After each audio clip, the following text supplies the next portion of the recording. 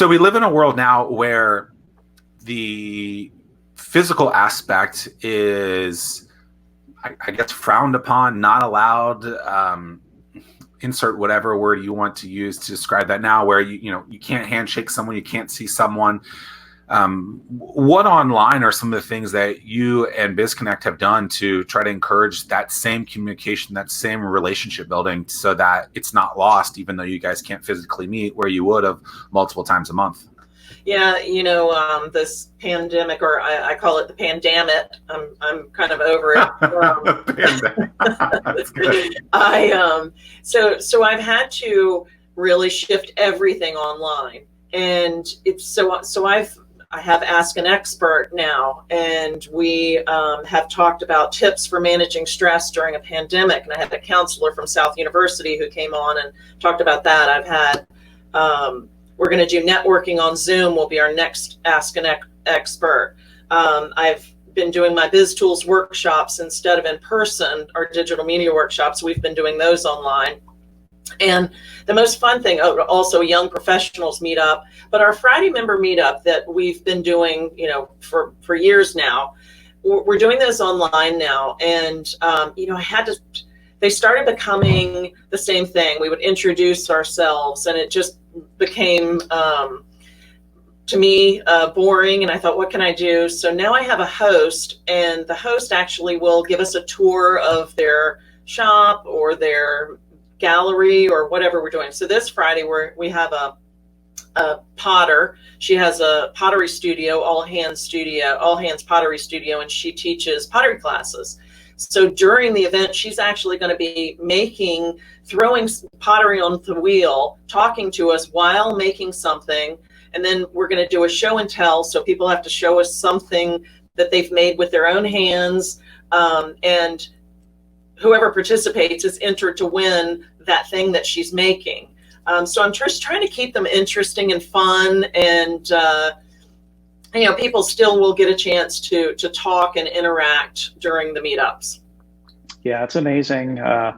When Zoom came out of the gate, it was the cool new thing to do, and it seems to me anyway that there is a lot of Zoom fatigue that is starting to take place, and requires a lot of innovation on our part to keep things engaging and fun, to want to bring people back. So do you feel a lot of pressure from an innovation standpoint to keep things fresh and exciting? Well, the good thing now with the host is different every time. And so there's different topics that we talk about. The show and tell has actually been really fun because it gives you a little nugget about a person. And I try to theme them around whoever the host is. So, we had royal chocolate a couple of weeks ago, and I had people show us something in their cabinet that they keep on hand to satisfy their sweet tooth. And that was kind of funny seeing what people kept on hand. I personally don't keep sugar on hand because once I have it, it's gone. So I never have a stock of it. I shouldn't have just admitted that. My personal trainer might be watching. So what would the item be? Well, because you can't just start telling us that I can't do this, because we clearly is that you have some sort of sweet tooth in there. Like, what is it? Yeah, the chocolate covered Heath bars from Fresh Market. But I'm not getting them anymore.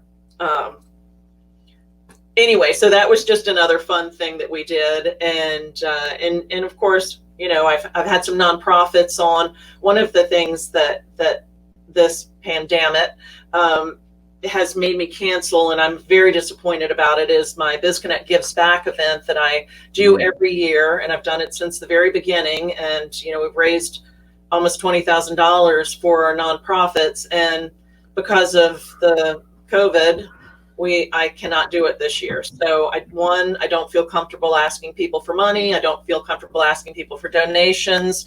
So, while I'm disappointed, I'm really worried about a lot of the nonprofits in the area as well, because they're having the same issues. I do think that recently on Give Local 757 Day, they raised over like $1.2 million or something. And I think a lot of them are a part of your organization as well for that. for that day as well. So there was money that recently went through, I believe. So that was a good thing for many of them, hopefully. Yeah. What's as you were saying that, Tim, and I think Laura, you said this as well. I was doing.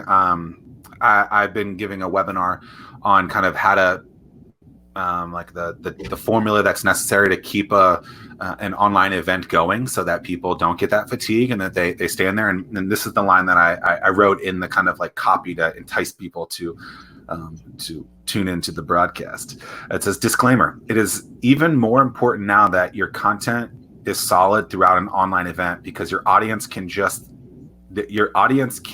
leave at a physical event. It's much harder to get up and leave. So let me restate that. Because your audience can just leave, unlike at a physical event, it's much harder to get up and leave. Where online, they just go, I'm done, boom. Right. Whatever. In person, they're like, it's a little bit harder to leave. They feel bad. You know, if they're sitting down somewhere, they make a big ordeal about it. Where online, it's like, on to the next. And so if your online content is boring or is not helping someone, it's on to the next. So there is a formula that people have to follow. And I think many people need to just realize that it's harder to keep people engaged online, right? The average YouTube is the number two social network in the world, or search engine in the world. More videos are consumed there than anywhere else. And the average consumption there is 4 minutes per video. So that shows me ADD. Right, people are leaving to see other stuff. So